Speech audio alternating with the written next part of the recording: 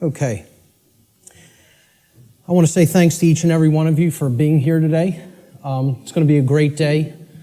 I'm going to go through what I consider to be the very heart of my material. And people ask me a lot. They say, you put out a lot of material on your website. What is the main thing? If you had to tell me the main thing that I should check out if I check out nothing else that's up there, what would it be? And I always tell them the same thing. It's the material on natural law. If nothing else, that's the material that you need to understand deeply. So that's what we're going to be covering here today in an extended presentation format. I want to go through a few things before we actually get started. So I call this section Before We Begin.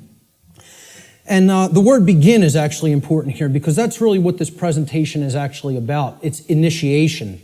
This is an initiation into really, really deep, esoteric material that has been hidden from humanity for millennia. So I just want to ask people before we get started, how many of you are new or relatively new to my work? By a show of hands, please. That's excellent. This is great. That is great news. I am so glad to hear that. Okay? What I actually didn't want is to come here and talk to a bunch of people who are already totally familiar with my work and have already heard it. So this is great. Okay? How many of you here today feel that the human condition and life on earth for humanity right now is tolerable just the way that it is? By a show of hands. That's also pretty good, because if that was the case, I was going to say, there's nothing for you here today. There's the door. Okay? So that's good, that we're all hungry for change. One of the big complaints I hear about my work, when I check in on forums or something, or read some YouTube comments, many people will say, there's nothing new here. I've heard this before somewhere else. This person covers this. I've read this in this book. Well, ladies and gentlemen, I have news for you. There is nothing new here. I am not going to present anything new. I am not going to present anything that has not actually been in existence and will continue to be in existence. I'm not making up new material. I call myself, I would refer to myself, Art said it the other day, actually yesterday when we were having dinner. He said, I consider you an aggregator of material. And I love that term. I love that description of what I do. I am an aggregator. I bring things together into a tapestry and then help to explain it in simple and easy to understand terms so that people can readily absorb it, take it in, and then do something with that information. So you will not be seeing or hearing anything new here today. Okay? As the old saying goes in all of the old mystery traditions, there is nothing new under the sun. And what that phrase actually means, many people don't know what that phrase means. It means that the truth, it is singular and eternal. Truth has always been here among us, and it will always be here. It is our perception that must be aligned with it. So there's nothing new you're going to hear today, okay? These are eternal truths that have always been here among us. Another aspect I want to cover before we get started is about my presentation style. This is another thing that I get a lot of complaints about, and it's something that I have no intention of changing. Okay? My presentation style has been described by some as extremely intense and at times even combative. This is a word many people will use to describe my presentation style. Some of you here today are very likely to be angered by some of the things you may hear me say during the duration of this seminar. And I say, so be it. That's okay. If you get angry, that's okay. The fact of the matter is that truth itself, by its very nature, is belligerent.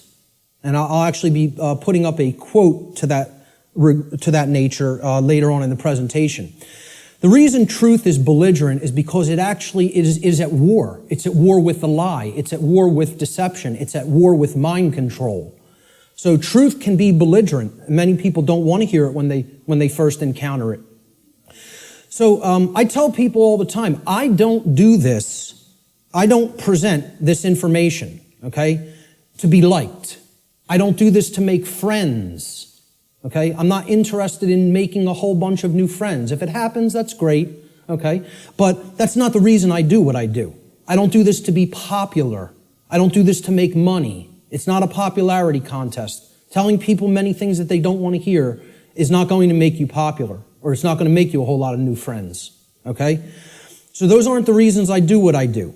To be honest, and I tell people this, and sometimes they get upset by just hearing this, I don't even really want to do this, okay? I don't want to do this with my life. I don't want to do this with my time, okay? As I already know, understand, and live the information I'm going to present. So I get this. I know this, okay? I don't need to keep going over this over and over and over again for my own entertainment, okay? The reason that I actually do this is because I recognize that in a time of such overwhelming ignorance of this critical information, this information which is capable of saving humanity from its current condition, all right? The fact that I do already understand this information places me in a position of moral obligation and responsibility. That's why I do what I do. I'm in a position of moral obligation to speak this information to other people in an effort to help to get them to understand it and live it as well. And that is the reason I do this. Every person here today who wishes to take real world value, practical value from this seminar here today, I'm going to ask them to make a deliberate and conscious effort to do two things. The first is try to set aside, to the extent that you are capable of doing so, your perceptions of me as the presenter, okay? And this includes things like how you think I look, how you think I dress, the sound of my voice, my mannerisms, etc. Try to set those things aside to the extent that you're able to do it. And I know that's difficult for some. And I say this because paying attention to such trivialities will detract your own mental focus away from the information that is being presented today. And that's the worst thing that could happen, because it's the information that is important, not me. Try to ignore me and focus on the content. All right? The second thing I ask people to try to do is to be consciously aware of any of your own impulses that you may have here today, to immediately reject the information that is being presented in this seminar based solely upon your own initial emotional reaction, your initial emotional response to this information, okay? This is a logical fallacy. Okay, you cannot think with the emotions. So if you hear something you don't like or that angers you, that's okay. Feel the emotion. But don't just immediately say, that can't be true. And don't believe me either. It's about checking it. It's about a process of truth discovery. It's about doing your own due diligence and actually researching this material. Okay? But if you try to gauge the veracity, meaning the truthfulness of this information, solely based upon how it makes you feel when hearing it, you are committing a logical fallacy. Okay? So I ask people to try as much as possible to suspend immediate reactions of disbelief. Okay, and saying, no, I don't want to accept that, no, it can't be true, based on how something may make you feel that you hear today. That's very important to keep in mind. And lastly, this information, the entire seminar, is a tapestry. Okay, it's like pieces of a huge jigsaw puzzle. All right? It is meant to be seen and taken as a whole in its entirety. Now, I know I'm asking a lot here too, because it's going to be a long day. Okay? And my goal here, my work here, is to keep your interest and your attention and your focus throughout the entire course of this seminar. And that's a challenging thing to do. But what I'm asking people is, you have to try to see it as a whole. Because if you took the time to be here and you gave a monetary donation to be here, I'm highly recommending that you stay for the whole duration of the seminar.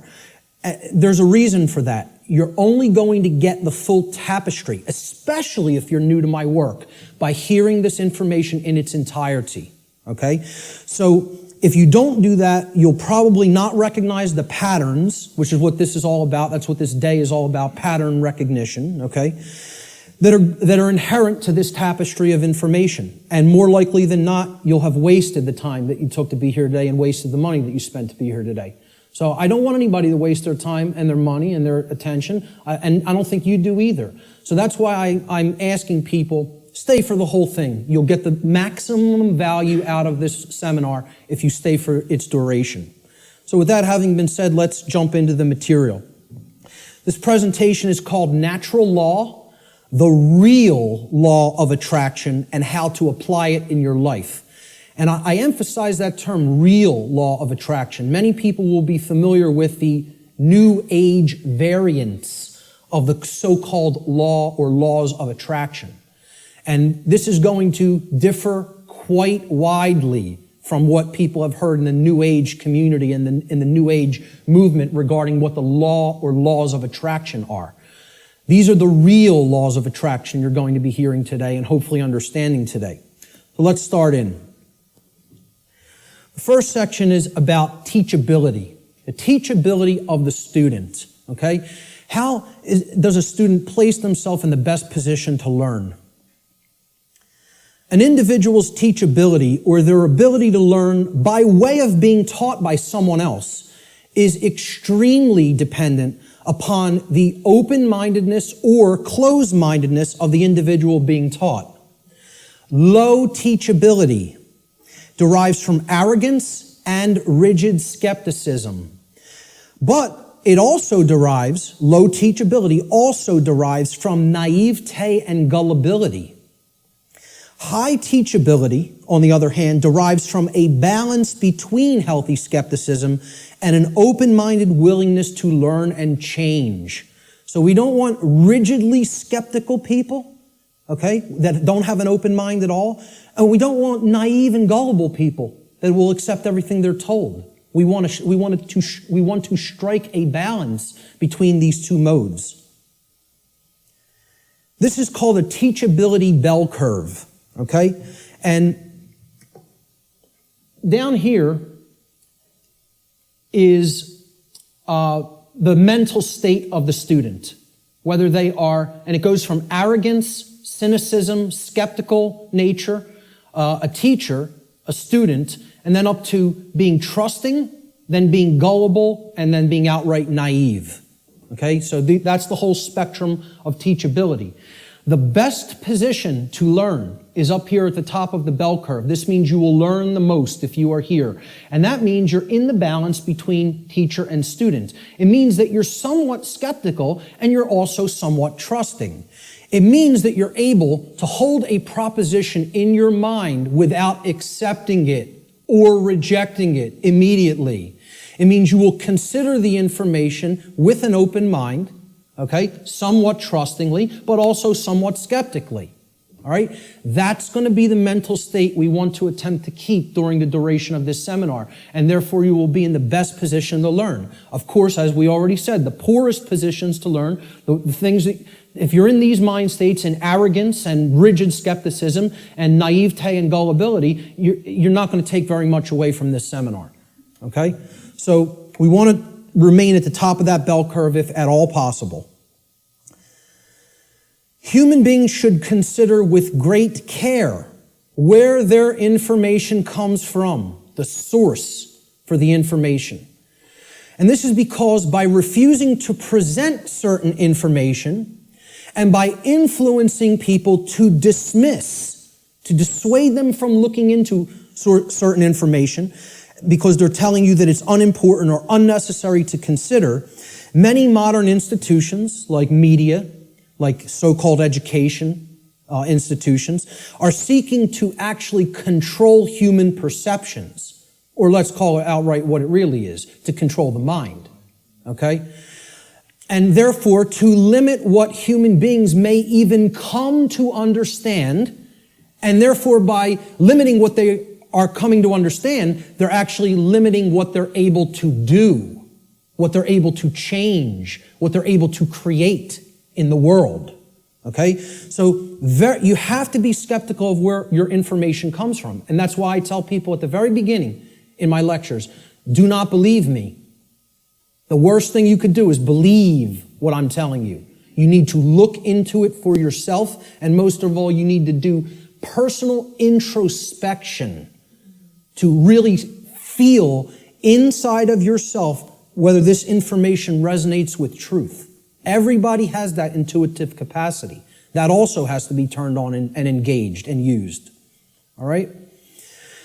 If anybody is coming to this seminar from the perspective of modern, organized, institutional bodies, meaning political thought, political agendas, political organizations, religion, religious thought, religious organizations. I'm talking about organized religion here, okay? What I call scientism.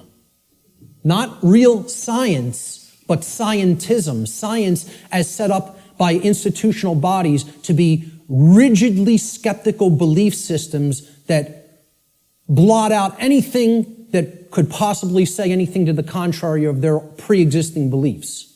I call that scientism. Okay? And of course, the New Age movement, which you could group that in with religion. It's just it's for those who don't fall into the religious mindset. This is an alternative religion proposed for them, and they call it the New Age movement. And I tell people, please don't think this is going to concur with any of these belief systems, with any of these boxes for consciousness. This presentation is going to shatter these boxes. It stands outside of all of these because these are limiters for perception and thought. They want to place everything in a box, say nothing outside of this box is fit for human consumption, so do not go there. And as a result, they act as a mind control influence. The other and biggest limiter of the human perceptions and the mind, and ultimately of our behavior, is money itself. If you want to talk about the biggest religion, if these other religions aren't big enough and powerful enough for you, there's the one that is the ultimate power in the world, the ultimate religion, the God of this world, if you will. Okay? So what I'm basically saying here is if you're already in a mindset approaching the, let's call it the discovery of reality or the exploration of reality from any of these perspectives, you will be sorely disappointed here today by what you're going to hear, because the information here falls well outside of any of these institutional limiters for consciousness, okay? The requirements for creating change and the role of knowledge. Let's talk about these concepts for a moment. Human beings everywhere say that they want certain things in their life, and they say that they want certain things to be present for all humanity, okay? We say we want certain conditions to be present for ourselves and our species as a whole. And we say we want things such as happiness, health, peace, prosperity, freedom, etc. And all these things are great things to aspire to. And we say we want them. Most people will say and tell you we want these things, all right? However, I don't really feel that they're truly being honest with themselves, okay? They'll say they want them, but then when you tell them, well, those aren't automatic conditions. They don't just magically manifest, okay? There are requirements for obtaining these conditions, okay? And people wouldn't say they want these conditions if these conditions were already omnipresent, right? They're saying that they want something because they don't have it at all, or at least in fullness, right? So when you tell them there's requirements for obtaining them, many people will say, oh, well, I may not be willing to go there. I may not want to exert that much effort. And they believe that somehow they're going to magically get these things, right? Well, this is what the real laws of attraction are about. It's explaining conditions that you want don't just automatically manifest by thinking of them or just having a feeling about them. This is a New Age deception. There are requirements for obtaining the conditions that we say we want. Requirement exists in nature. It does exist. If you want something to be different than the way that it already is, than the default conditions, then requirement exists. If you're okay with things being the way that they are now, requirement doesn't exist. There are no requirements to creating change. You just accept the default conditions the way they are now and go on with your existence and accept it's going to be this way and possibly get worse. But if you want real change to happen, requirements exist. And this is what many New Age teachers will not tell you, or they'll outright deny that requirements exist for creating real change. Specific requirements exist in order for human beings to obtain the conditions that they say they want. If the requirements for obtaining those conditions are not met, those conditions do not just magically manifest by magical means automatically. That's not how it works, folks.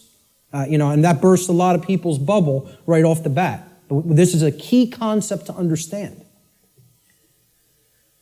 So what are these requirements? We need to know certain things. Knowledge is required. Knowledge that will spur us to action. That's what's required. Okay? Since human beings as a species do not already have the things that they say they want, and again, at least not in fullness. If we want to split hairs, we could say we have a modicum of what we may say that we want, but we don't have it in the fullness that we will say that we want it, especially societally, globally. Okay? So since we don't already have these things, it follows logically that the knowledge of the requirements to obtaining these things, okay, either must be absent. The knowledge is not present anywhere.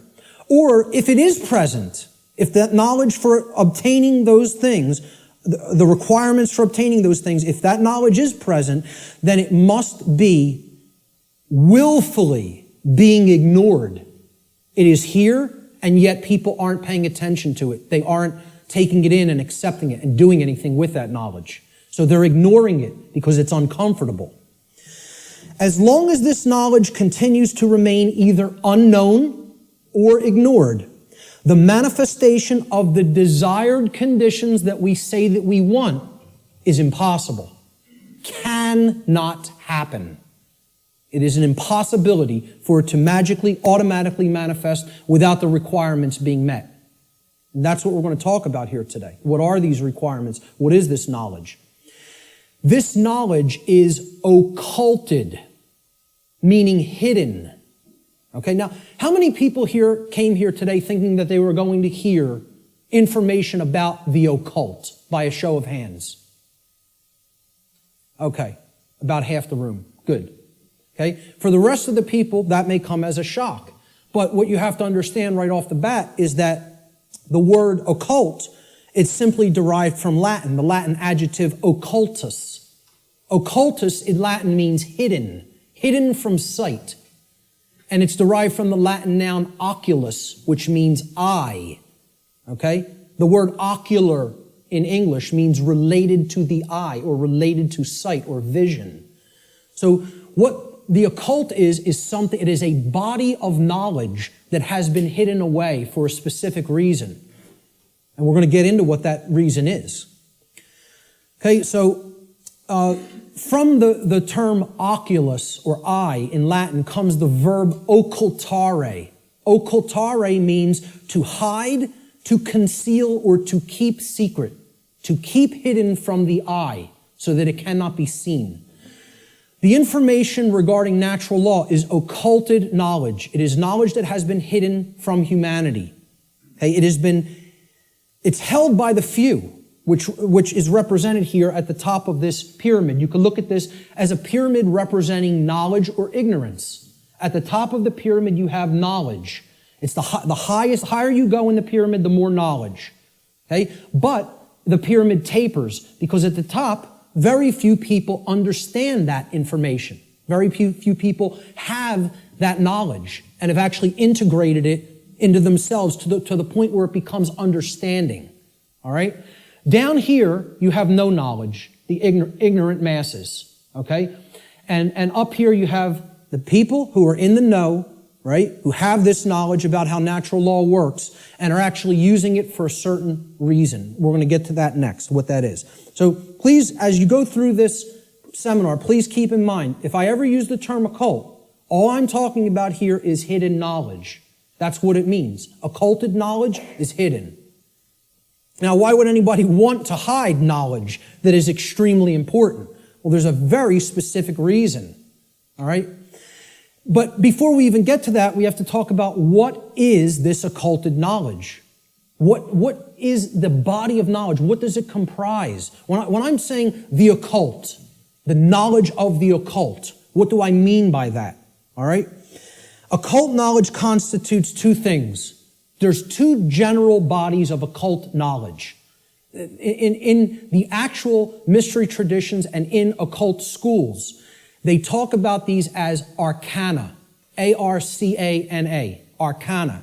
The word arcana is also Latin. It means knowledge. Okay? That's all it means. So there's two bodies of knowledge. There's one body of knowledge in the occult called lesser arcana, the lesser arcana or the minor arcana.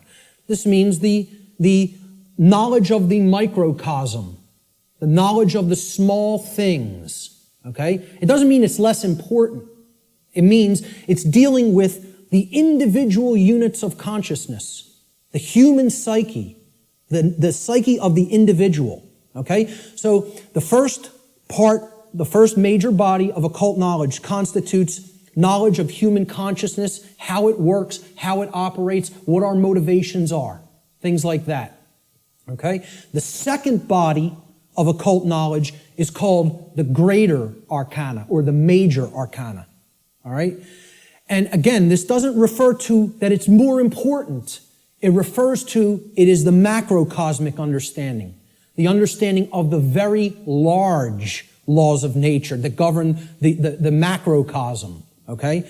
So universal laws are part of the greater arcana of occult knowledge. And what I call here today, under the umbrella, the term natural law, falls into that second category of greater knowledge, the greater arcana of occult knowledge, okay?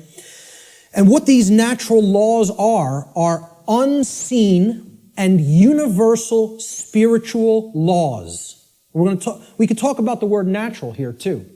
Natural is derived from Egyptian and other Middle Eastern tradition languages, okay?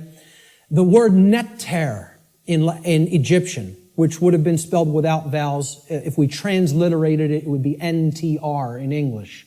Neter means spirit in Egyptian, in ancient Egyptian. The suffix al, even in English today, but if you go back into Arabic languages and ancient Middle Eastern languages, al as a suffix actually means of or related to, or having come from. Okay, so natural. If you put these root words together, neter and al, right? It means of or related to the realm of spirit, of or related to God, actually. The word neter also meant God, spirit or God. Okay? So this is the spiritual domain, the laws that actually are operating in the unseen realm. Okay? Now, they manifest in the physical realm. We're going to talk about that. Okay? Because that's the operation that it trickles down from. It starts in the spiritual domain and then it manifests in the physical domain. All right? So it's important to understand these two bodies of knowledge. The lesser arcana, okay, is about the monad or the individuated unit of consciousness of the human being. And then the greater knowledge is about the laws that govern the macrocosmic universe. All right? So what these laws do, this body of the workings of nature that I am calling under the umbrella natural law, they're universal spiritual laws which govern the consequences of behavior. They govern the consequences of behavior. And I would add a caveat to that. They govern the consequences of behavior for intelligent species, for beings that are capable of coming to their understanding. Okay? I would delineate that from like the animal kingdom. Okay? The animal kingdom is not held to the same standard as human beings when it comes to this body of information, because I don't think you're going to sit down with your cat and explain natural law to it. Okay? So when people say, well, why doesn't the animal kingdom held to account in the same way that human beings are. It's because, surprise, surprise, we don't share the same level of consciousness.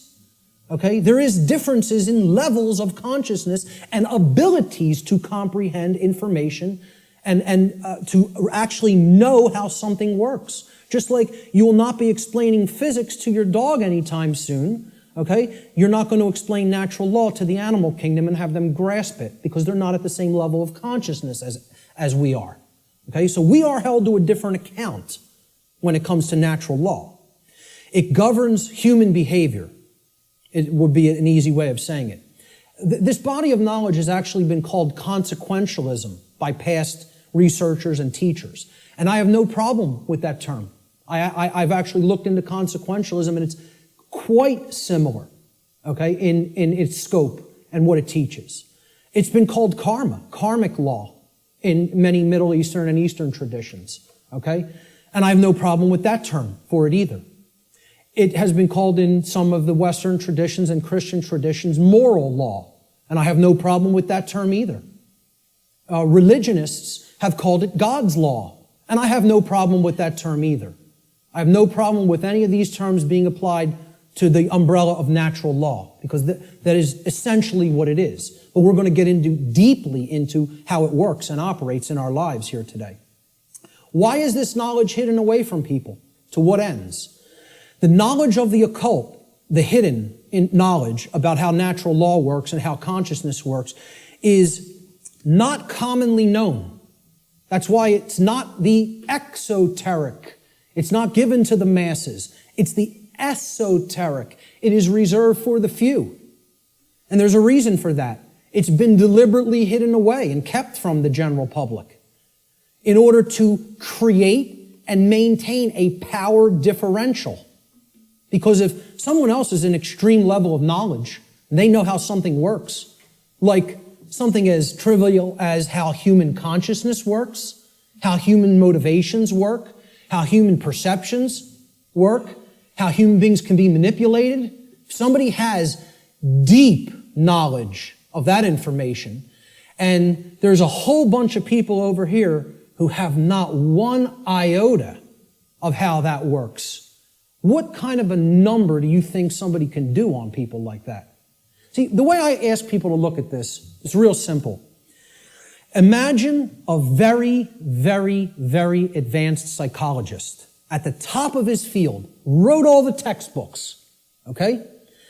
And he's got a house out in the burbs. He comes into the university. He's got tenure, okay? He's got the trophy wife, the house out in the suburbs, the 3-car garage, driving the Lexus into work at his tenured job. And he finds out that his trophy wife is having an affair because she's bored. She's not satisfied with him at home.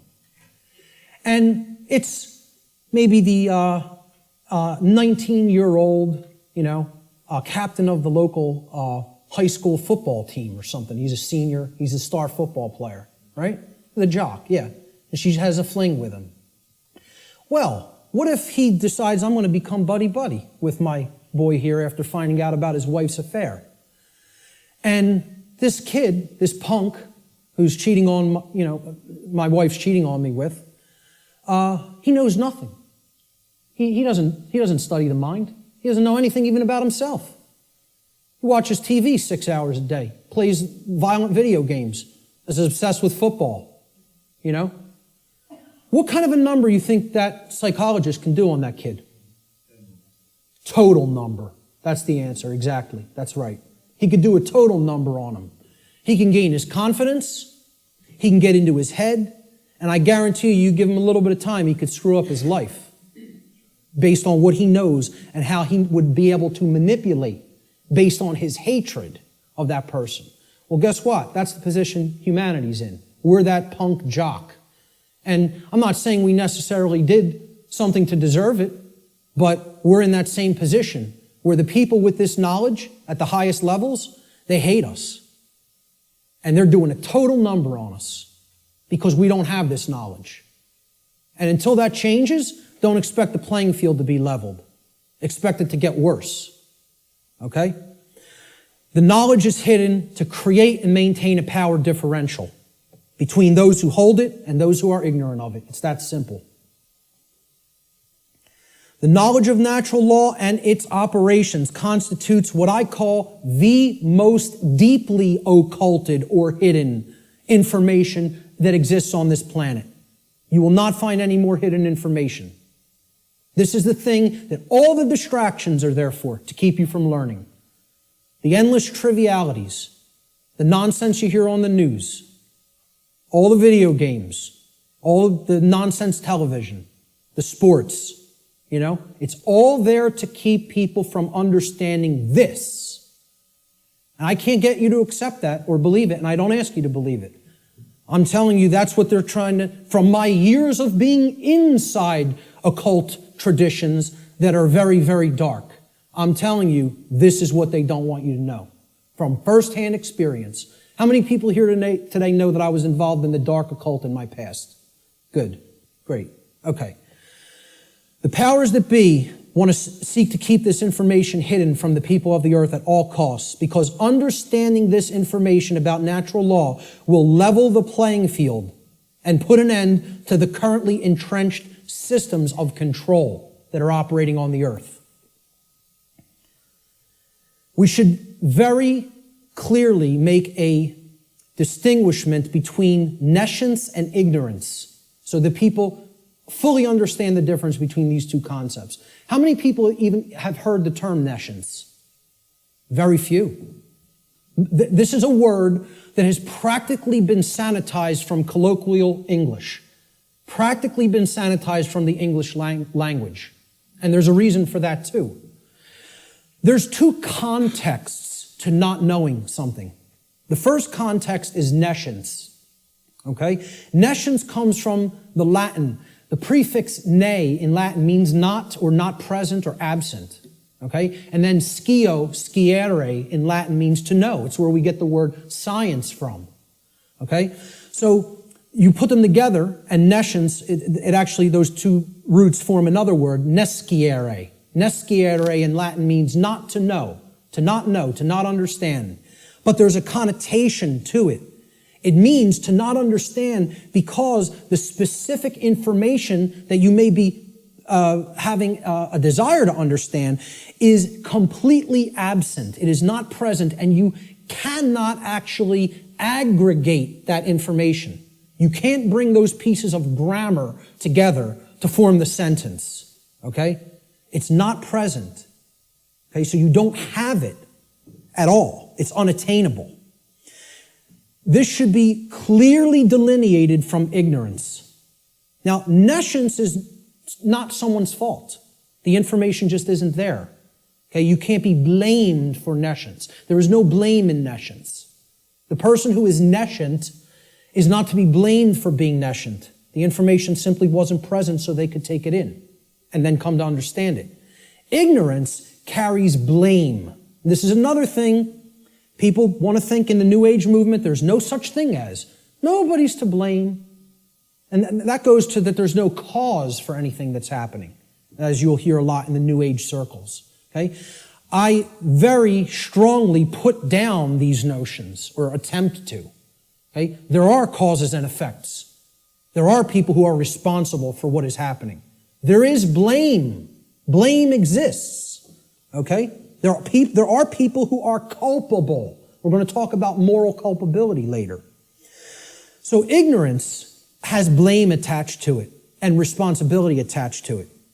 Okay?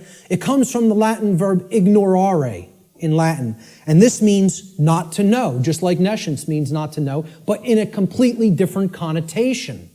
The connotation of ignorance means you don't know even though necessary information is present and right there before you, because you have willfully refused or disregarded that information. Whether you've refused it because it made you feel uncomfortable, or whether you disregarded it because you felt that's not important for me to know. I don't need to know that. Or you feel you already understand something that contradicts with what's, the new thing that you're hearing or seeing. Okay? So when you willfully disregard something, okay? If I wanted to willfully disregard the gentleman sitting in the front row, he's present. I could just pretend he's not here and ignore him. That's what ignoring is. This is why I try to say to people, the impact of the word is almost lost to us, of the word ignorance, because of the way it's pronounced. I tell people, start pronouncing it ignorance. Ignorance. Then people will hear the word ignore in it, and the connotation becomes clear. It means you're ignoring it. Ignorance. Okay? That's how I like to say it now. Because the connotation is clear that way. The information is there, the truth is there, and somebody wants to ignore it completely. Now, that is inexcusable, and there is blame that is attached with that. So what I ask people all the time is, do we have a nescient society, or do we have an ignorant one? Do we have an ignorant one? Is our society ensconced in nescience, or is it ensconced in ignorance? I would argue absolutely that we are ensconced in ignorance in society, not nescience. I think we are drowning in information. I think we are drowning in the truth that is all around us. But people are ignoring it, largely. Not everyone. There's many people who are very hungry for it and taking it in as fast as they can, But I think the majority of human beings are in the state of ignorance, even though the truth is present all around us. And that constitutes what Art talked about earlier, this consensus trance, which people in the so-called truth community or truth movement have likened to sleep. They say that they are asleep. I liken it to hypnosis. If you look at the origins of the word hypnosis, right? It means suppressed knowledge. It comes from Greek. Hypo means under, as in hypodermic, under the skin. And gnosis means knowledge. The suppression of knowledge. Hypo means suppression also, under and suppression. So hypnosis is the suppression of knowledge. And that's the state that these people are in. And it's done by themselves. It's not, we have to stop looking at this as a victim relationship. This is a willful choice. In a time of overwhelming information available at people's fingertips, the truth being ignored is not an option. It's a willful decision that people are making. And it's a decision that they should be held accountable to because of what is going on, that they are ignoring, what they are allowing to go on in their name and not saying a thing about it. Content to let evil run amok. All right? And then people will wonder, why are we losing freedom? Why is freedom on the wane? Why is totalitarianism and tyranny rising up? Why do we see so much control and obsession with control in our society? They'll see that. Many of them will see the rising police state. They'll see the injustices in our society. They'll see the restrictions on our inherent natural liberty. Okay? But here's the thing. Many of them will not make the transition to grasping. They'll say, yeah, this is what's happening to the earth. It's being turned into a huge prison everywhere. And at the most rapid pace right here in America. Okay? And they'll see this lock going onto the cage. But the question that they never get to, they don't even get to the question, let alone the answer, is why. They'll talk about the symptoms. They'll describe the prison. They'll describe every corner of the cage accurately in many cases. They can tell you exactly how it's working. They can tell you all the different aspects of the control system. But they can't tell you why it's actually going into place. Why is that happening?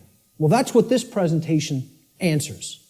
Why are we losing freedom? And it gets to the actual heart of that answer. So what this presentation constitutes is a master key that unlocks all the locks to all the doors on all the cages in the prison, if it is accepted. And once again, I don't tell you that belief is required for that, because truth is always present. It's always here. It's a matter of, will we perceive it as being present, acknowledge it's present by stop ignoring it, okay, and then accept it into ourselves, and then do something with it. Understanding is not the end. Taking in the knowledge and understanding it is the beginning.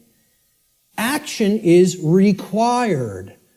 See, knowledge is required, understanding is required, but then action is finally required.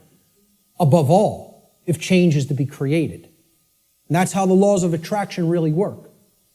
So, will people as a whole, as a society, accept that master key? I can't answer that question. All I could do is try to place it into their hands. After I have taken that key and unlocked my personal prison, my personal cages, and freed my mind, all I can do is try to help people to see, here's how this key works. Here it is. Here's the information that constitutes that key. And here's how you put it to work in your life. That's all I can do. Can't make anybody take it. Let's look at what problem solving entails, because that's really critical to understand if we're going to get past this stage and where we're at in our stifled evolutionary development as a species. There's a few main steps to solving problems, any problem. Doesn't matter what the nature of the problem is. The first is you have to recognize that the problem exists. Recognize that there is a problem to begin with. And I think by asking the question, is everybody content with the way things are? And nobody raised their hand. I think that's great, because it at least acknowledges to me the people here today recognize we have a problem. And that's healthy. That's good. Okay? Many people out there don't believe we have a problem. You know, they like this place. They like the world the way that it is. You know, which is unfathomable to me, because to me it's a living hell. And that's not because of how my own personal life is going. I'm very content with my own personal life. I have no self-inflicted suffering in my personal life. I don't create problems for myself. My life goes on very well according to how I live it without hurting anybody else. The problem is other people. And that's another thing the New Agers won't acknowledge, and they'll flip out if you say that there's a problem with someone else. There are problems with other people, okay? And people will say people in glass houses shouldn't throw stones. My glass house has been taken down long time ago, because I went through all that personal introspective work. And I dug deep into my subconscious and faced those problems and confronted them head on and healed them.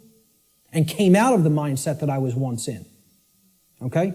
So, you know, people will say, if there's something you don't like, you're seeing in other people, that's something in yourself that you're seeing in them. This is New Age mumbo-jumbo nonsense, okay? If you're not part of the problem, I'm not part of this problem. I can say that honestly. I'm not part of this problem. I can look at every single person, anybody who's watching this, and say, I'm not part of the problem that's happening on the earth. With all honesty and knowing that I am telling the truth with that. Okay? But see, at one point, I was part of the problem. And a big part of the problem. Okay? What I had to do at some point is stop doing this and pointing out and saying the problem lies elsewhere while I was still part of it. And then I had to do this and point squarely at myself and say, what do I need to change here, and finally here, in the guts, in the courage? You know, people will say, yeah, change happens in the mind, it happens in the heart. But lastly, it happens in the guts. We need to generate what I call the heart, mind, guts. Okay? You got to care enough to know and then put it into action. The heart, mind, guts. Okay? That taking action is the most important step when it comes to creating change. And we're going to get to that in a moment. But the whole point here is I had to look at what I needed to change about myself in my thoughts, my emotions, and my actions, and then change those things in myself. This is what most people want to run away from. They want to say, yeah, I want those things that I say I want to magically to be present in my life, but I don't want to do those things that require self-change in how I think, in how I feel, and in how I act. I want it magically to happen without changing those things in me. So I can honestly look at the rest of the world and say, the problem does not lie within me. I am not seeing a manifestation of myself in other people. Other people have not done the same process that I have, the introspective work that I have, and gone through that painful, painstaking work that involves effort, hard effort. I'm not up here telling people, I'm offering you the tonic. You're going to take a sip and magically you will be enlightened. Okay? Knowing what's going on in the world is hard work. It involves destruction. It's a destructive process. It involves destruction of belief systems. It involves completely breaking down barriers that are in your head. Okay? Hardly anybody wants to do that work. People want to run 1,000,000 miles an hour in the opposite direction from that work. Anything but that. I'll take the grave instead of that. Okay? That's where most people's heads are at. All right? So let's get back to the steps here for problem solving. The first is you got to recognize that there's a problem. If you are in denial, good luck. Let me know how that works out for you. Because you're not solving any problem in a state of denial at all. Fear-based denial of the problem must first be dealt with and conquered and stamped out. And you have to acknowledge how bad it is. You know? People feel symptoms coming on of a disease or something and they want to ignore it because they don't want to believe I'm sick. I don't want to believe I'm sick. I don't want to believe I have a problem. Then you're waiting. You don't get it diagnosed, and then it turns into a much bigger problem, which is where we're at as a society for ignoring this information. This is what denial looks like, symbolically. Okay? A person with their head in the sand like an ostrich. And please take note, ladies and gentlemen, when you're in this position, when you're in the position of denial with your head in the sand, you're on your knees with your ass in the air. Okay?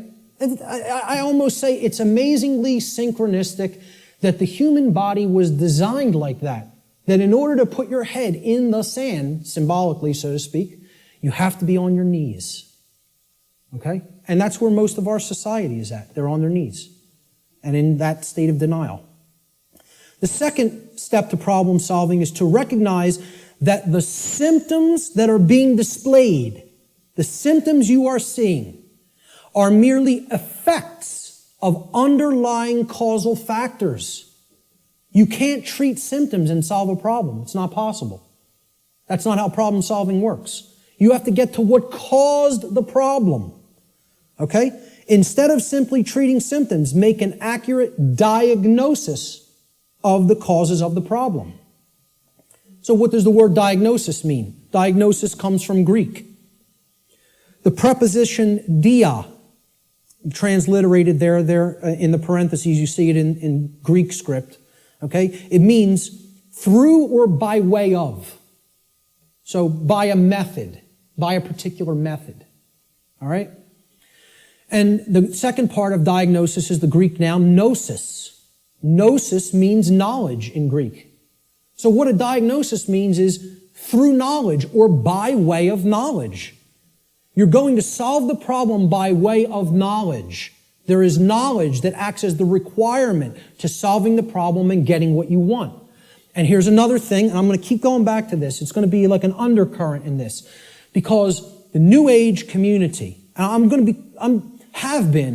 to become a more outspoken opponent of New Age ideologies. Because they are lying to people. Whether it be through direct, willful deception, or whether it be through useful dupes and useful idiots. They are telling people things that are completely inaccurate to how things really work. All right? Because they want to keep people suppressed and non-active. They want people in acceptance mode of everything. Accept, never rebel. Okay? Don't take action. Just observe. Just watch. You'll hear all of these things in the New Age movement. Okay? The reason I bring it up is because when you even say the word knowledge to some New Agers, they almost take offense. Because what the New Age is becoming is the new modern day variant. It's a new form of what's known as solipsism. We're going to get to what solipsism is in a little while. Okay? But essentially, people don't want to hear that knowledge is what is required. Because the attainment of real knowledge, not pseudo-knowledge, real knowledge, requires work. It requires effort. It requires reading. It requires listening. It requires watching. And you know what most of all it requires that people don't want to give up? Who can tell me? Time. Thank you, sir. It requires time. There's one of the currencies people don't spend, on many things that they don't feel they can get immediate gratification from, which is why immediate gratification is so stressed in our society by the control system. That's what keeps people in their ignorance. So a diagnosis means if you're going to get well, you got to have the knowledge of the underlying causal factors that led to the creation of the symptoms. You're not going to treat the symptoms and get well. You got to have the knowledge to get to the causal factors, to find out what cause put this into effect. And we're going to talk a lot about cause and effect. The third step to problem solving is, through the knowledge that you've acquired now, via making an accurate diagnosis of the problem of the causal factors, right? You're going to then put that knowledge into action. Understanding what created the problem is like step 2, right? Stop being in denial. Understand what caused the problem. Act on the knowledge you now have to solve the problem, to make it right. Okay? So action is required. We make the diagnosis, then we have to take the required action necessary to rectify or to set right, which is what the word rectify means, the causal factors that led to the manifestation of the problem. Let's talk a little bit about the concept of what truth is, how I refer to truth in all of my work. Because people have a real deeply mystified concept of what truth is or what it means. They'll get into all these really deep abstract discussions of the mind of God and, trying to get into quantum theory and everything. This is mystification of the concept of the truth. And we have to demystify it. We have to bring it down to real simple, easy to understand language that anybody can comprehend. And then really completely delineate that from perception of any given thing. Because the two are not the same. When people say perception is reality, nothing could be farther from reality than that statement. Perception is not reality. Okay? It is just what it says, perception. Seeing through, perceive, to see through something. Like a lens or a filter. Okay? I perceive things differently without these glasses. That's one perception. When I put them on, I perceive things quite differently and more clearly. Okay? Well, that's how human perception works, like a lens. It's a filter. Okay? But what's there is the same thing. What's there is the same thing. All that changes how I perceived it. All right? So let's look at this concept. Truth is objective. That means that it's not dependent upon the perceptions of human beings. No one wants to hear that. That is a direct assault, a direct frontal assault on the human ego. Because everybody wants to hear, my perceptions are important. And we want to also believe my perceptions are accurate. Okay? Now people will say, well, what makes you say your perception of this topic is going to be accurate? That's because I went through the process of having to admit over and over and over and over and over again, endlessly, how wrong I was about my former perceptions. I went through that destructive process of breaking down my former belief systems, of breaking down my former emotional patterns, of most of all, changing my behavior. That's the thing that's the most destructive because we get attached to our behaviors and patterns. So asking people to change, I recognize it's not easy. It took me probably about 8 years of my life to do it. Most people don't want to spend a minute on creating personal change, let alone 8 years. And, when I look at myself, in all honesty, again, none of this is to sound egoic or to toot my own horn, but I look at it like I was a mild case of ego entrapment, a mild case compared to where I see other people at. I feel like I was the, very brittle stone that just needed to be hit with a chisel a few times and it broke into powder. Other people are hardened granite or diamond. To break them down is going to take enormous effort and work. And most of them don't even want to do it. They're so calcified, they've been so compressed into that hardened state that they don't even want to start. So I realize telling people your perceptions are not what really matters, that truth isn't based upon how you perceive things, that it's independent from your perceptions. Most people don't want to hear that. They don't want to hear that. Human beings' perceptions are capable of wavering. They can waver slightly from the truth, and they can waver wildly from the truth. All right? What truth is that which does not waver. It doesn't move. It's that which is. It doesn't matter what anybody thinks about it. It doesn't matter whether anybody believes it. It doesn't matter whether anybody knows it. It doesn't matter whether anybody sees it. It doesn't matter whether anybody wants to see it. It's there. It's always been there. It's always going to be there. Nothing anybody does can change what has happened.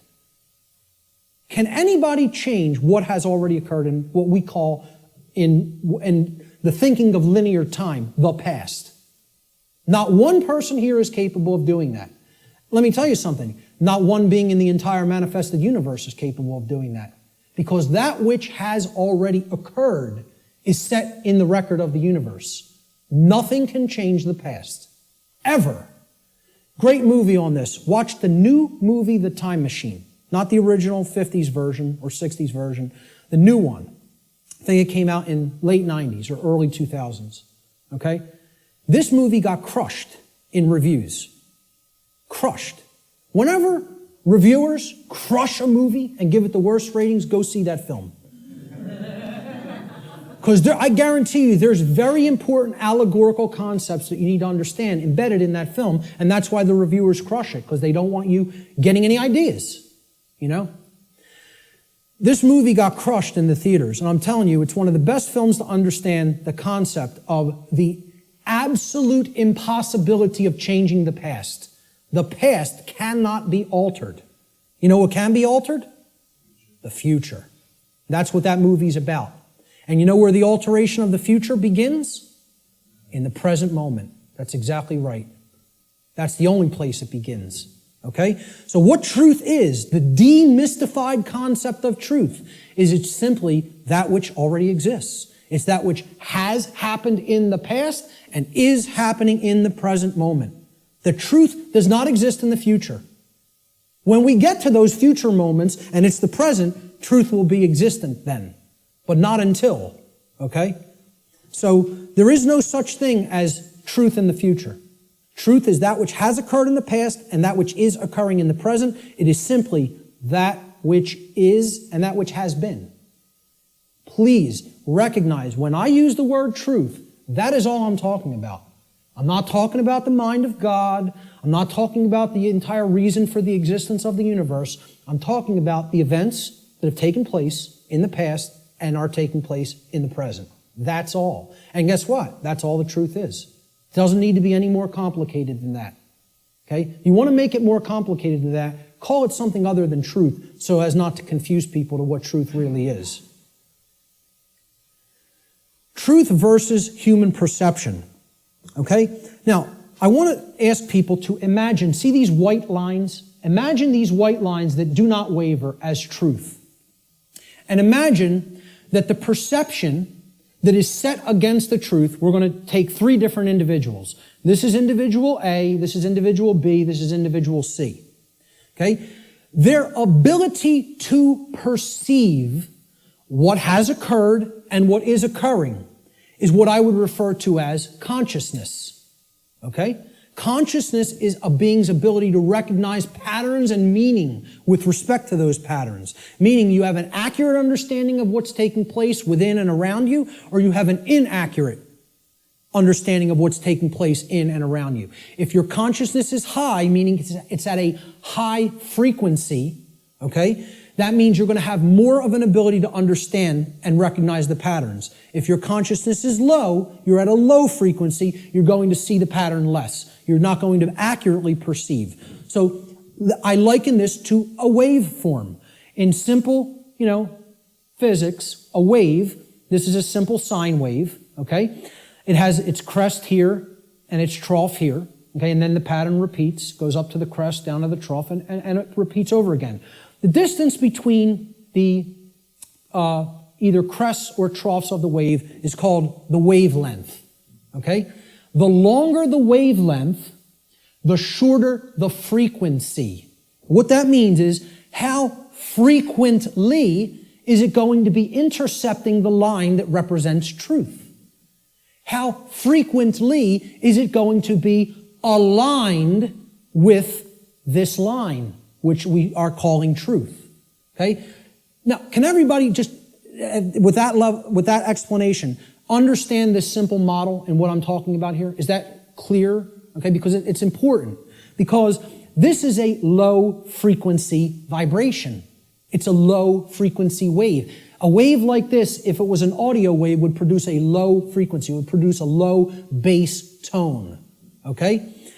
As we go up to a higher frequency, you can see the wavelength is shorter, meaning that it intercepts the line which represents truth much more frequently. We can count them. 1, 2, 3, 4, 5 here. 1, 2, 3, 4, 5, 6, 7, 8, 9 there. Okay? So this is a higher frequency vibration. And we go up to an even higher frequency. Let's say person C has this consciousness. They have a higher frequency. Okay? And they're intercepting the line that represents truth much more frequency. I won't count those out because there's a lot of them, okay? The higher the frequency, the more in tune with truth we are. What would happen if this frequency became infinitely high? What would it become?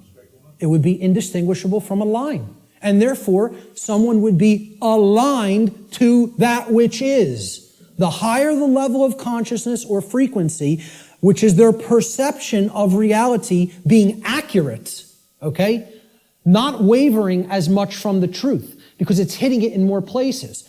We would basically, this wave would turn into a line at some point, the higher the frequency went. Think about this in sound, right? You hear a low bass tone, it's like, then it goes up, and it would go eventually outside the range of human hearing, because the frequency went so high. Same concept here. The higher the frequency, the higher the perception of reality, the quality of the perception is going to be. Okay? The concept to keep in mind here is perception is not reality. It's the filter we see reality through.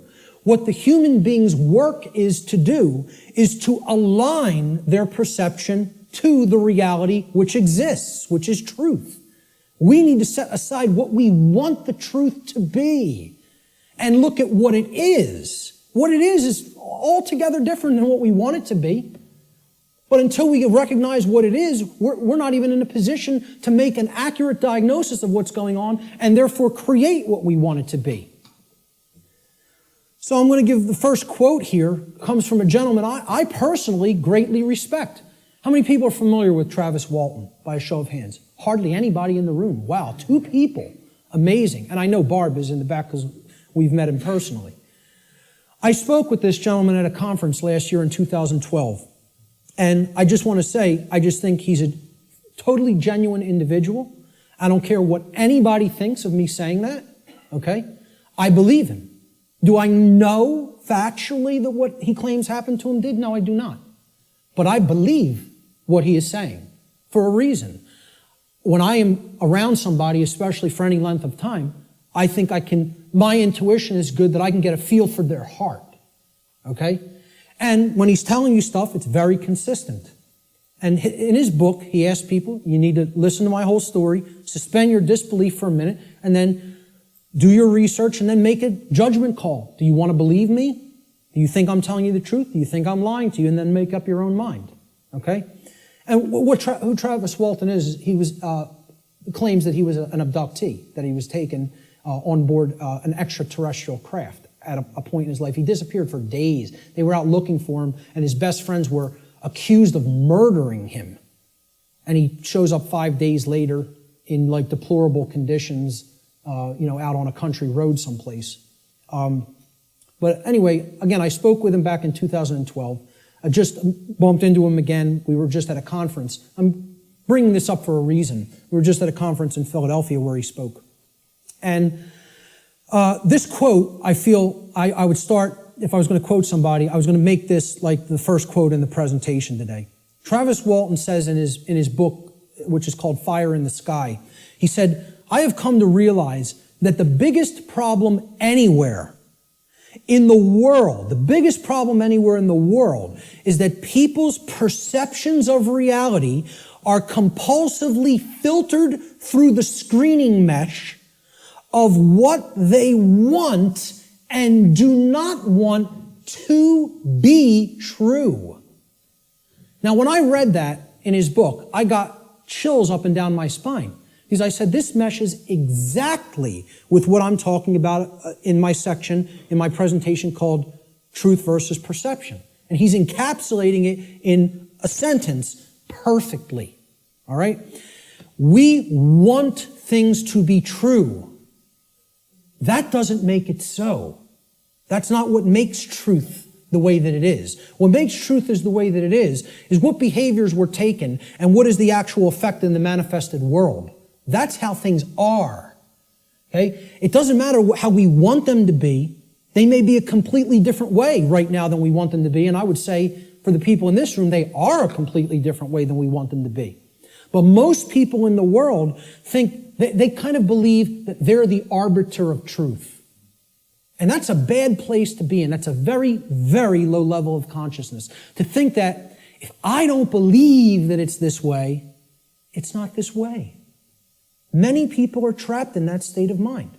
Okay? Now, the reason I even bring this up and included Travis's quote here is at this conference that we were just at a couple of weeks ago. Okay? I didn't speak at it. I tabled at it.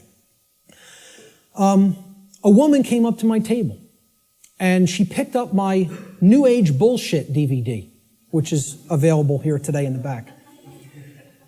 And she said, "What's this about?" With a real skeptical look. And I explained, well, it's a 7-hour extended video podcast that has many, many slides, okay? I gave a shortened version of it at the Free Your Mind conference in Philadelphia.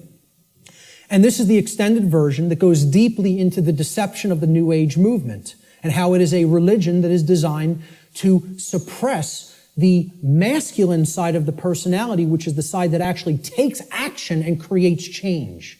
Okay? And that's, of course, pushed by the sacred feminine, which is care and creativity, and compassion. Right? Both need to be present. We're going to talk about that here today. But I said this is about the suppression of that masculine energy. And that's what the New Age movement is about. The suppression of the masculine. Right? So I said what the New Age religion wants to teach people is just accept everything the way it is, no matter how unjust it is, no matter how deplorable the conditions are, no matter how much evil is taking place in our midst. Accept it. That's the New Age religion. And here's what she said. That's exactly how I am. I just accept everything. I don't make any judgments on anything that occurs, no matter what it is, no matter how it's perceived.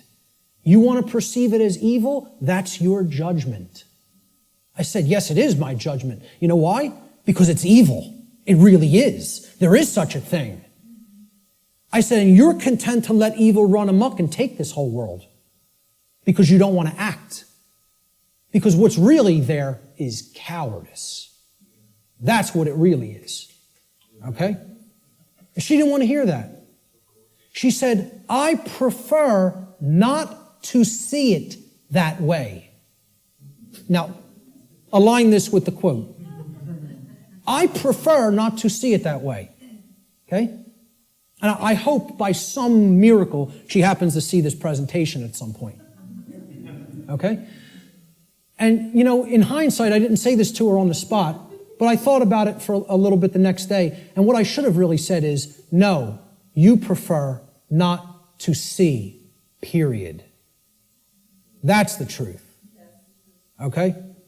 So I prefer not to see it that way means, no, I want to ignore reality. I want to believe what I want to be true is the way that it already is. And this is what the New Age hoax is peddling to people. Okay? So, great quote that I thought accurately sums it all up. See, this woman also told me that she is a follower, quote unquote, of the New Age ideology that is referred to as the Course in Miracles. How many people have even heard of this? A lot of people. Okay? You know what that is?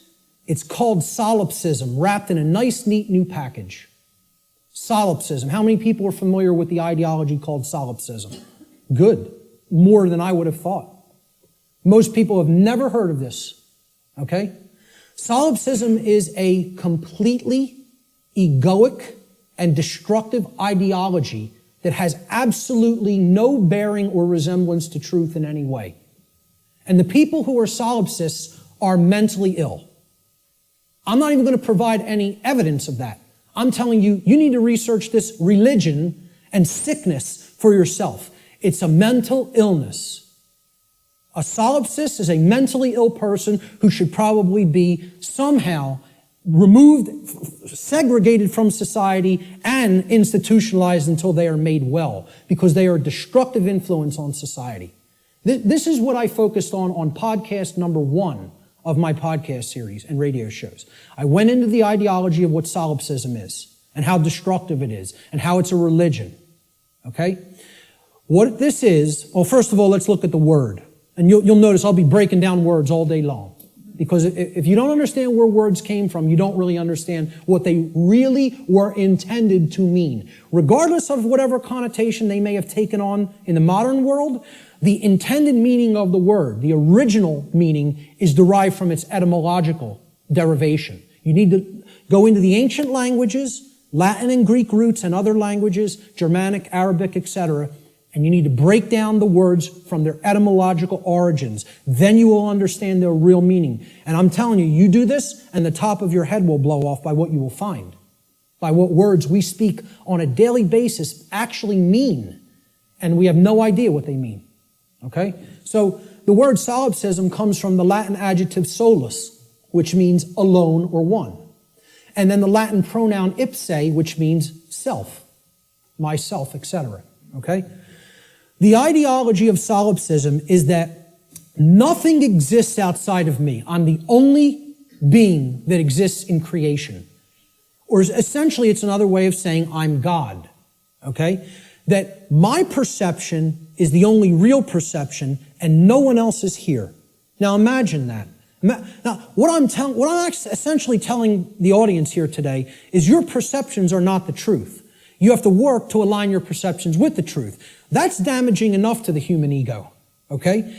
If I just said, none of you exist, I'm only perceiving your existence, I'm the only one who exists, imagine how egoic that statement is, and actually how demoralizing it is to other people. You're even telling them, I don't even consider that you exist. That's what a solipsist is. They believe the universe is a big illusion created somehow for their amusement.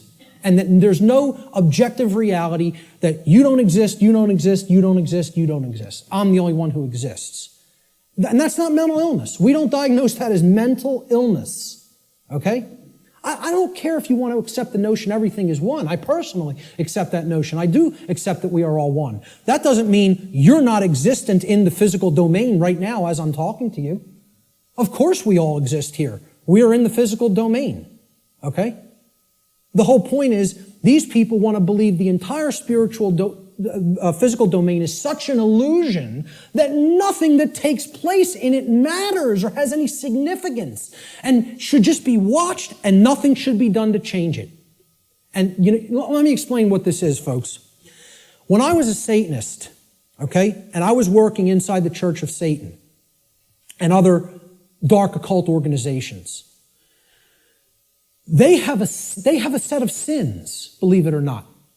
They don't look at them as sins in the same way that, religionists look at sin. But they have the things that, these are behaviors and thought patterns that should not be engaged in by the dark occultist themselves, by the magician, if you will. You are not to engage in these behaviors, but we are to peddle them to other people. We are to get them to engage in these behaviors. Okay? You know what the first one is? No, it's not. That's the second or third. I think it's the third, if I'm not mistaken. I don't have the list handy. But the first one is stupidity. That's the first satanic sin. Okay? For the dark occultist. But they want other people in deep stupidity. They want other people in deep ignorance. The idea here is we will know it all. We will know the truth so that we can control others and keep them a dumbed down herd. Okay? There's a bunch of other ones, but I think the second or third is solipsism. Solipsism is one of the biggest sin for Satanists and dark Luciferians and dark occultists. They don't want any of their membership believing in this mental illness nonsense. Okay? But they want to propagate it and peddle it. They want to do that.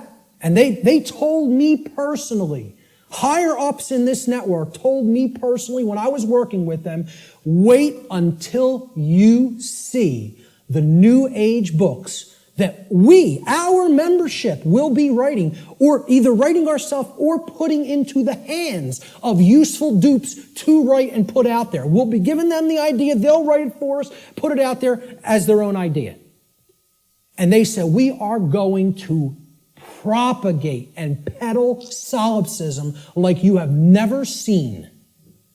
And you know what? When they say something, they do it. I'm serious. They're aligned. Their act is together. They act on the same page. And for that, I have respect for them as an enemy. And I don't take anything they do lightly. I recognize they have the will. They're not like the rest of humanity. They align their thoughts, their knowledge, with their version of care. It's not like our emotionally based care, but they care about what they're doing, and then they act. And when they act in concert, and they get it done. Okay? I'm not saying, I agree with any of their agenda, because I don't, and I'm trying to stop it. But I have respect for their unity. They are unified and on the same page, and humanity is not. And that's why, in all honesty, we're having our rear ends handed to us in this spiritual battle right now. At least right now. Solipsism is the ideology that only one's mind is sure to exist. Solipsists contend that knowledge of anything that is outside of one's own mind is unsure, and hence there is no such thing as objective truth. Okay? No such thing as objective truth. And therefore, nothing about the external world and its workings can actually ever be known. Just think about that statement. It's saying no one can ever know anything. You cannot come to know anything at all. There is no such thing as knowledge. So what I would say to somebody who's following the quote-unquote Course in Miracles, or Course in Solipsism, or Course in acceptance of all forms of evil in this world, is you can't know anything by reading the Course in Miracles, because nothing can be known. Why would a solipsist ever pick up a book? Why would a solipsist ever watch anything, any video? Why would a solipsist ever engage in a conversation with another human being? Tell a solipsist you can't know that you're going to fall off that cliff, so why don't you go try to walk over it and see what happens? Because you can't be sure of anything. They won't do that, though, you know? The whole point here is this is a religion. This is a New Age religion. And I'm telling you who it's peddled by. It's peddled by the occultists who have the knowledge of how natural law works and are trying to put out whatever ideologies they can, destructive ideologies they can, to get people not to understand it. Or to even go so far as to believe that nothing can be understood. Why would you bother to look into natural law? Nothing can be known. It's unbelievable that anybody would be so gullible and naive to fall into this mindset. Let me just tell you what it really is. It's a person who has given up on life. They feel that it's so difficult to know anything and they don't want to do the work to come to that level of knowledge that they've just said, I don't believe it can be known. That makes me feel more comfortable in my ignorance and laziness. That's the truth about what solipsism is. Okay? And that's the truth about my friend I bumped into at the MUFON conference. And I'd say that to her face. Okay? So, we have to realize we're battling this force. This religion is on the rise. Solipsism is on the rise. More people are becoming solipsists or solipsistic in their beliefs, in their thought processes. Let's look at some basic definitions and working definitions.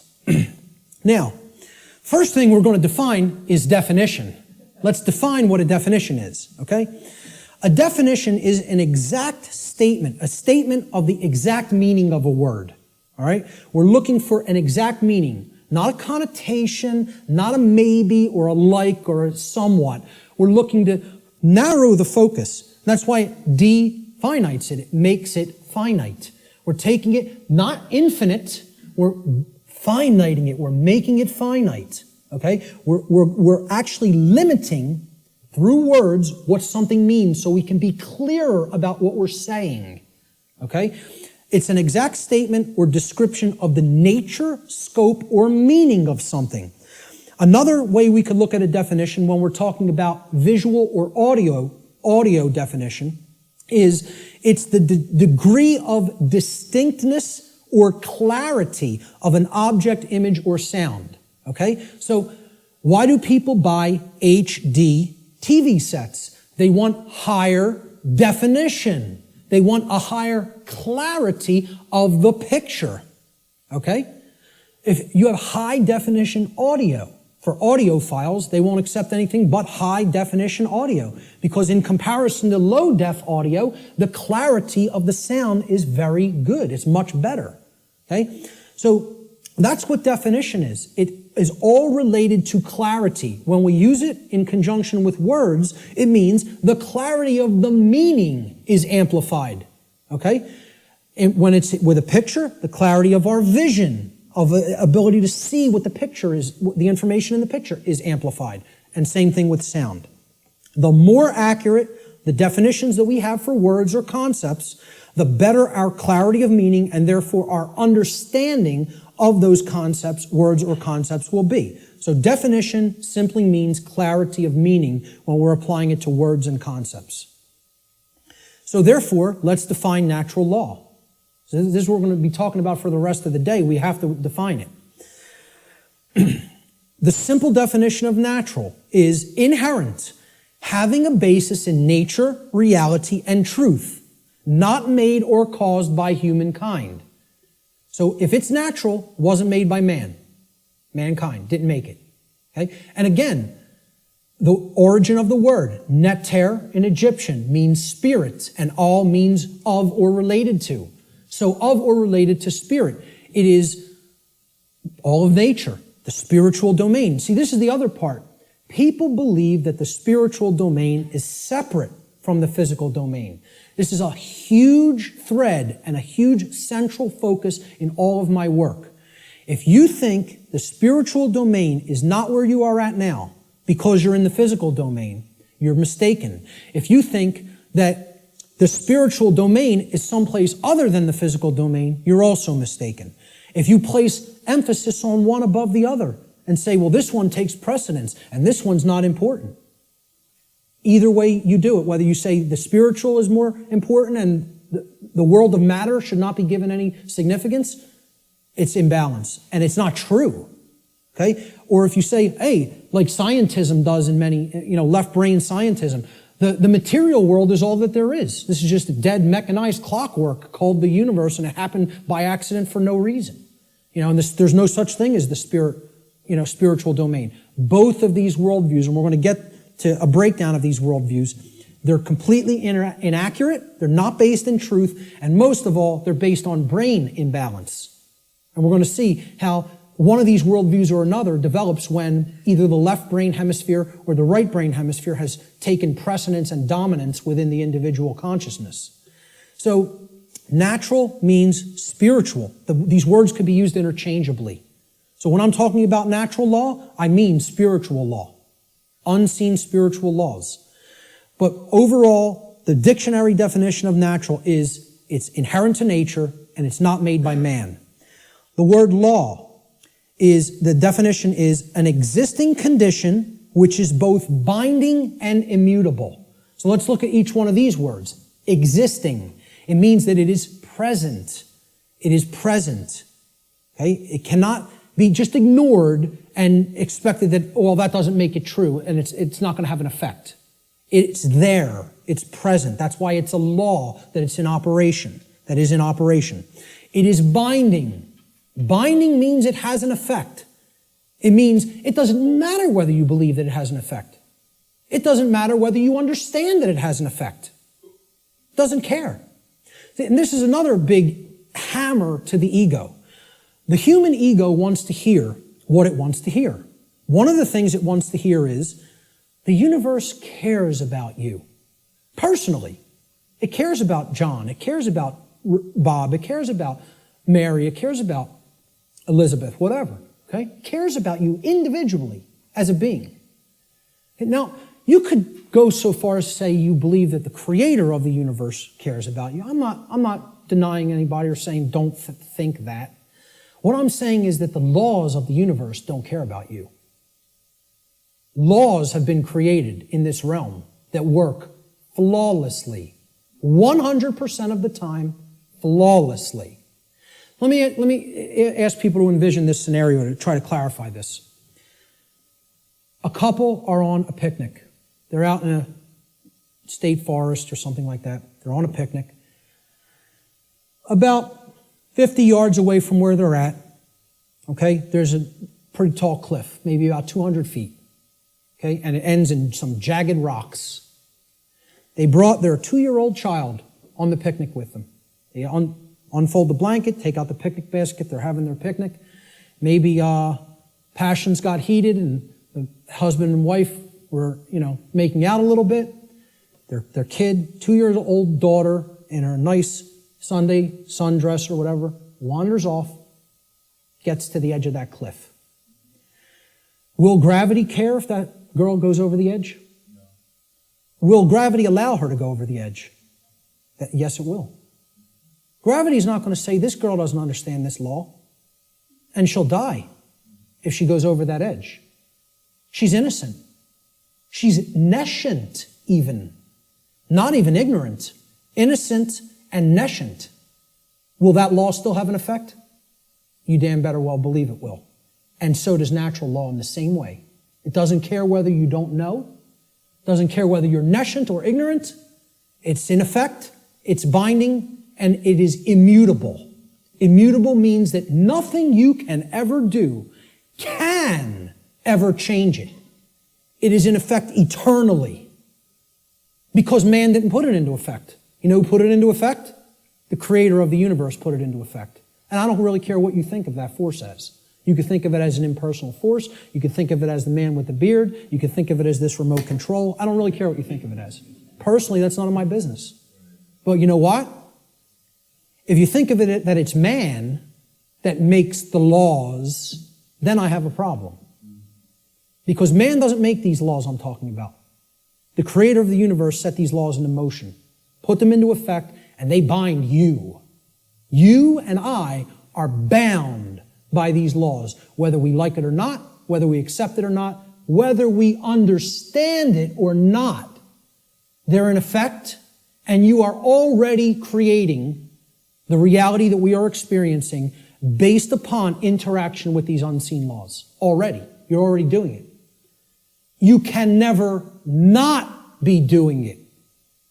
That's an impossibility. Okay? You're always creating, co-creating in harmony, in cooperation, I should say. Whether it's in harmony or opposition is a different story. In cooperation with these spiritual laws that I'm going to talk about. You are already creating in cooperation with them and can never not do so as long as you exist in the physical domain. Okay? So that's what the simple definitions that we're working forward with. Natural law doesn't mean anything other than this. That's it. It means, so let's put them together. Inherent, existing conditions. Conditions that exist in nature which are both binding and immutable. They have an effect whether they're understood or not, and they cannot be changed. So what would be our requirement of knowledge here? What do you think should be done? If we are always working with these, do you think we're going to create something that is wise to create, that is good, that is in alignment with what we say we want if we don't know how these laws operate? You know what's going to be created? A mess. Total chaos. Something you don't want. Something that leads to enormous suffering, which is where we're at. If, on the other hand, you have that knowledge of how these things work, then you align your behavior to them, you're going to create a whole new different ballgame. And then you're going to not have self-inflicted suffering. Okay? That's what this is all about. So let's give a working definition. This is what I call the soundbite, right? People say, well, tell me what natural law is, Mark. You have a few days? Maybe a large portion of the day like we're going to cover today. Maybe. Some people will get it. Okay? But really, you need to devote a large amount of time to studying this, understanding it, reading about it, and even experimenting with it. This is not an untestable hypothesis. Okay? And it's not a hypothesis. It's actually a law. But it's not untestable. You can test it. You can apply all the scientific methodologies to natural law. Same thing.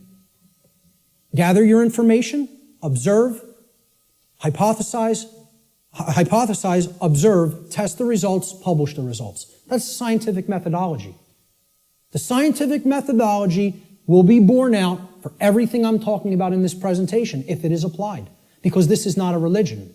This is not some New Age mumbo jumbo. This is a science. It is a science that constitutes knowledge of how laws that are existent, in operation, and immutable in this universe work, and how we are creating what we experience in conjunction with these operating laws. And man didn't put them into effect. Whatever created this universe put them into effect. I'm not here today to tell you what that is.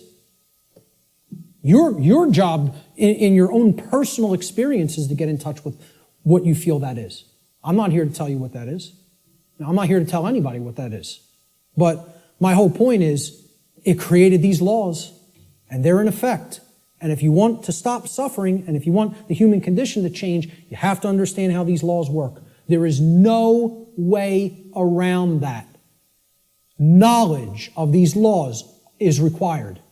And this is what people in the so-called New Age movement and in religious communities and in other communities don't want to acknowledge. They don't want to acknowledge that work is required. So let's give a working definition for natural law, my soundbite variant, okay? I tell people who want the 6 o'clock news edition of what natural law is, okay? Natural law is universal, non-man-made, binding, and immutable conditions that govern the consequences of behavior, and specifically, at least on this planet, human behavior. I would say in the universe, it governs the behavior of all intelligent beings. Intelligent beings. Okay?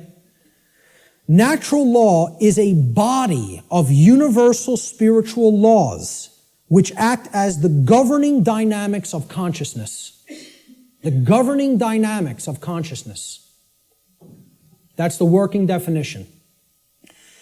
Let's look at the dynamics between discovery and belief, the difference between discovery and belief. Because again, natural law is capable of being discovered, understood, and harmonized with.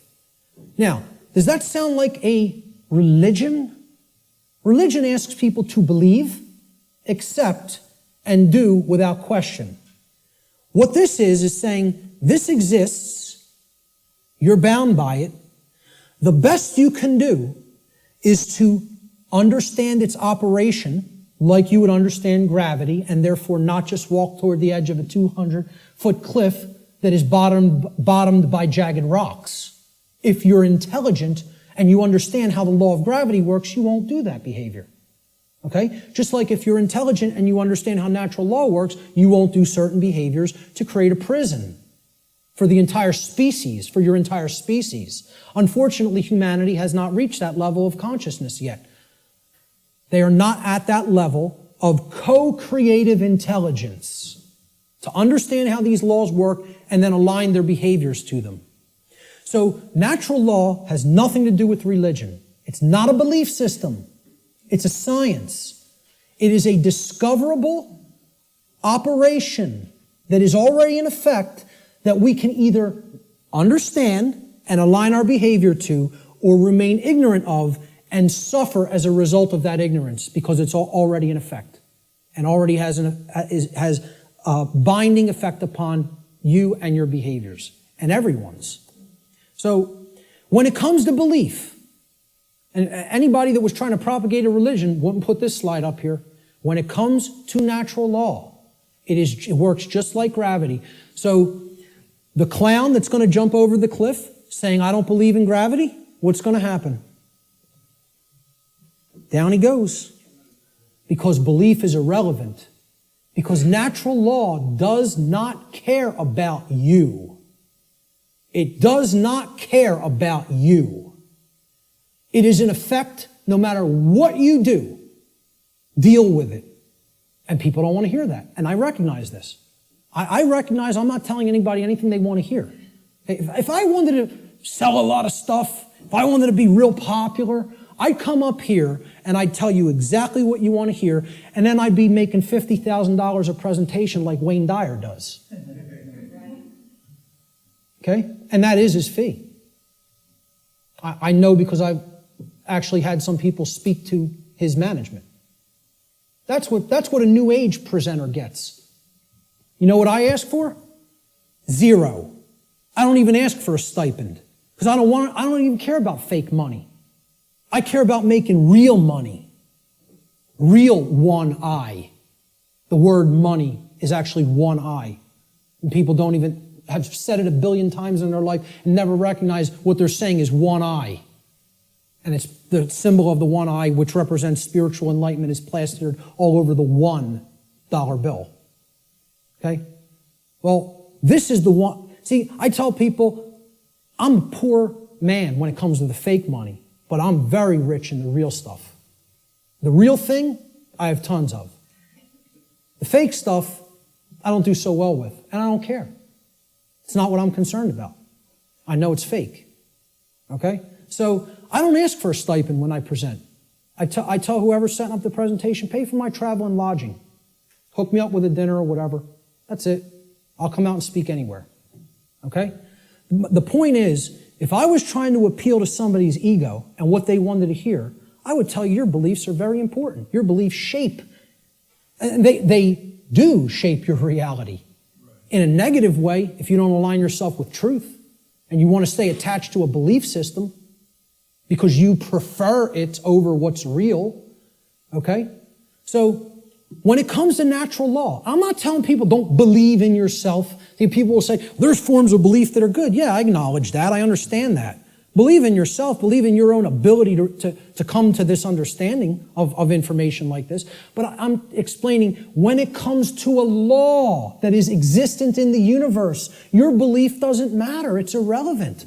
The universe doesn't care what those parents at that picnic whose child just went over the cliff believed. It doesn't care whether that girl doesn't know how gravity works. It's going to have an effect. You act a certain way, like a computer. Boom, you put this in, here's how you program this, that's what has to come out. Invariably.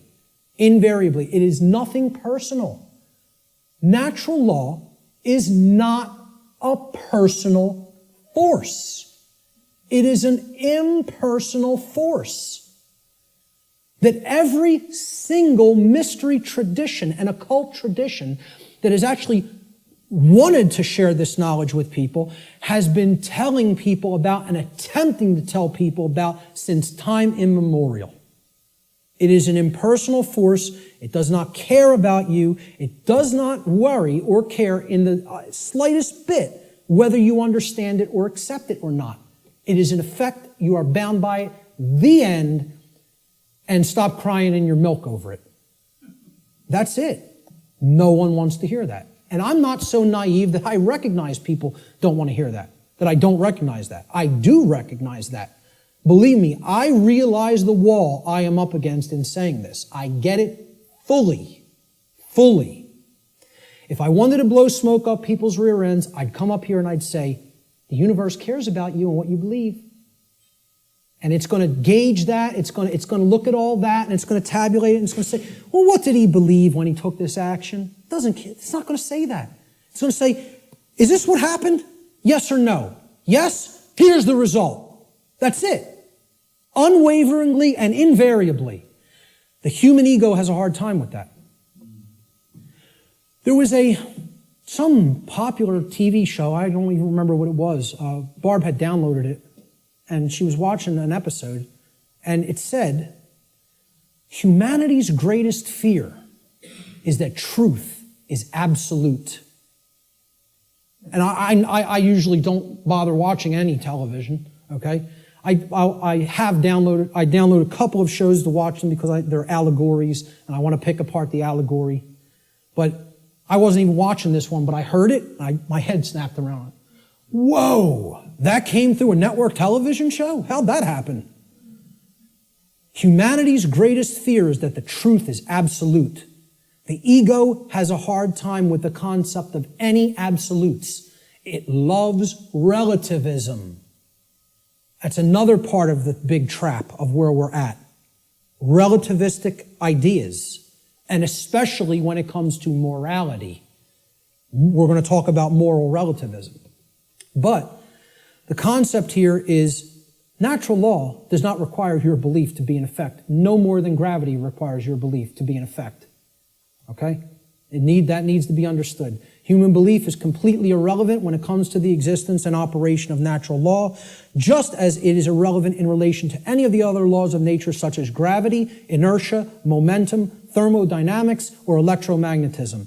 Similar to such other phenomena of nature. The workings of natural law require no belief in order for them to be discovered and known. So what I'm saying is, your belief will not change natural law, but your inquiry into it can lead to an understanding of it. You can develop the knowledge of it if you are willing to open your mind and look at how these laws function and what we're getting as a result of our disharmony with them. The philosopher Søren Kierkegaard said that there are two ways to be fooled. One is to believe what is not true, and the other is to refuse to accept what is true. Okay? So, believing in untrue notions, which is what religion is, all forms of it, all the 5 religions I posted at the beginning of the presentation. Organized cultural religion, money, scientism, politics, and the New Age movement. There's the world religions, folks. People think of religion as only the cultural religions. No, there's 4 other ones. One's called government and authority, okay? Or politics, however you want to name it. The other one is money, finance. There's another religion. One of them is the New Age movement, and one of them is scientism, which I'm not going to refer to as real science because it is not. It is a belief system and a religion. So what Kierkegaard is saying here is you could believe things that aren't true, and that will hold you back. And you can refuse to accept what is true, and that will also hold you back. I say these are the only two ways that humanity ever creates self-inflicted suffering for itself. You want to know how suffering is created for the human species? That it doesn't need to experience? We believe what's not true. We refuse to accept what is true.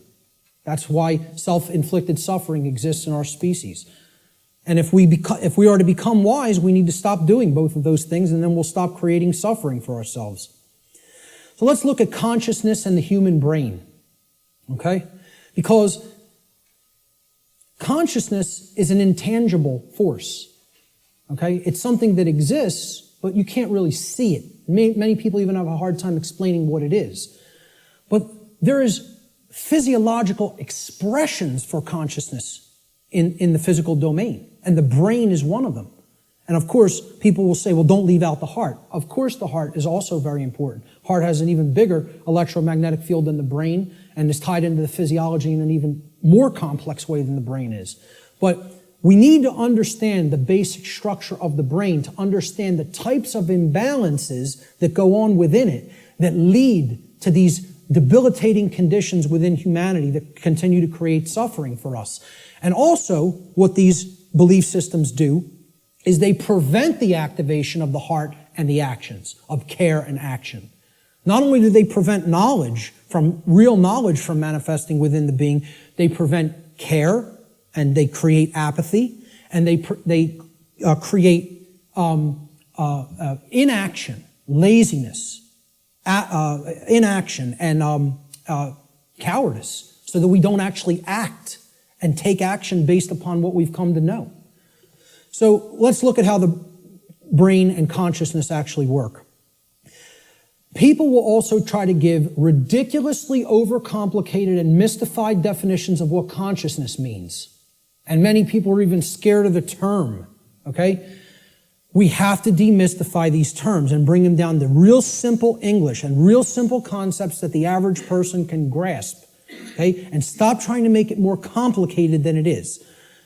Being conscious of something, meaning having consciousness of it, is an ability of the being to recognize patterns. Remember, this is all about pattern recognition. To recognize patterns and meaning with respect to events that are taking place or have taken place, okay, both within oneself, okay, in the inner realm, in the lesser realm, the realm of the individuated consciousness, and in the realm in which the self exists and operates, the macrocosm. So let's break it down, right? Ability of a being to recognize patterns and meaning with respect to events taking place within oneself, the microcosm, and in the macrocosmic world, the world at large. And the events taking place is the truth. So it's our ability to accurately perceive truth of what has happened and what is happening. That's consciousness. That's consciousness. And it's made way overly complicated by people. It's mostly made overly complicated in the New Age movement, again, which I can't stress enough how big of a deception it is. For people, really have to go and check out my work on the New Age deception. Okay? It's on my website. It's in the video section, and it's in the podcast section. And it's a 7-hour presentation. But I'm telling you, it will be as worthwhile for you to check out as this seminar. So, that's what consciousness is. Now, how does consciousness express? There's a difference between what it is and how it expresses in our life. Consciousness expresses. I ask people, just tell me, what are the ways you could ever make yourself known to any other being? How can any other being come to know who you are in this incarnation, in this physical manifestation? How could they possibly come to know you? How could you manifest yourself or make yourself known to them? And there's only 3 ways: thoughts, emotions, and actions. Okay? And I would say speech falls into the line of the combination of thoughts and emotions. And speech is also a form of action.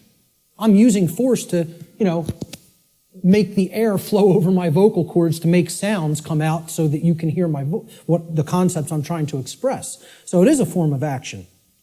And it derives from what we have thought up to this point and the emotions that we have, and we could express it through speech. So thought, emotion, and action. Thought you have to look at as the creative force that is the expression for consciousness within the individual. Okay? So it's a neutral force. You don't look at your thoughts as masculine or feminine, do you? But you do look at them as creative forces. In order for anything to manifest in the physical domain, it had to first exist as a thought. This computer, somebody had to envision all the parts, how it works, how it's put together. Okay? This camera equipment, the clothes you're wearing, the seats, everything that exists had to first exist in the realm of thought. Had to. By law. Then it comes into physical manifestation through action. Your emotions are a polarized component, you could look at it as. It is a feminine aspect of consciousness. Because other people don't feel your emotions. They could perceive or sense them. You're the one who's feeling the emotions in your physiology. It's an internal expression. You feel emotions inwardly, inside in the physiology. Hence, this is a feminine expression for consciousness. It is something that is not externalized and put out. It is something that is felt within. So the emotions in the mind-body-spirit connection are the spirit in which we do something. Okay, so that's the feminine force or the spirit. Of course, thoughts are within our mind, hence that's the mind component of the consciousness. Then there's a marriage between them. Okay, so you could look at thoughts as the creative essence, which then blends with or marries to the feminine. Now, see, we're getting into a notion that is taught in many different religious traditions. It's called the Trinity. And I challenge anybody, go and look in any of the trinities that exist, in any of the religions. You can go back to Babylon. You can go to the Indus Valley traditions. You can go to the Egyptian and Cometian traditions, the Christian traditions. Every single religious tradition that has talked of a Trinity, okay, it is always a Father Creator, a sacred feminine figure, okay, of some kind that the Father then impregnates or inseminates in some form. And then from that offspring is born a male child. Always. Okay? What we're talking about here is the Father being the mind, the creative essence. Then the Spirit, or the emotions, being the sacred feminine essence. Okay? Or the Holy Spirit, the emotions. And then the child, the male child, is behavior. It is the active or masculine principle that actually interacts with the physical world to change it. And hence, that is the only way to actually save ourselves. And again, people in religious thinking will immediately attack this and say, you're saying that saving ourselves will not come through faith. Yes, I am. Saving ourselves will only come through action. Action will save humanity. Faith will not do it. So, sorry to again, smash another egoic attachment that people have to religious notions. But these religions are created by the control system. Okay? People don't understand that exoteric Christianity is created by the dark occult, of the ancient dark occult mystery schools. They don't understand where this religion came from because they haven't studied astrotheology.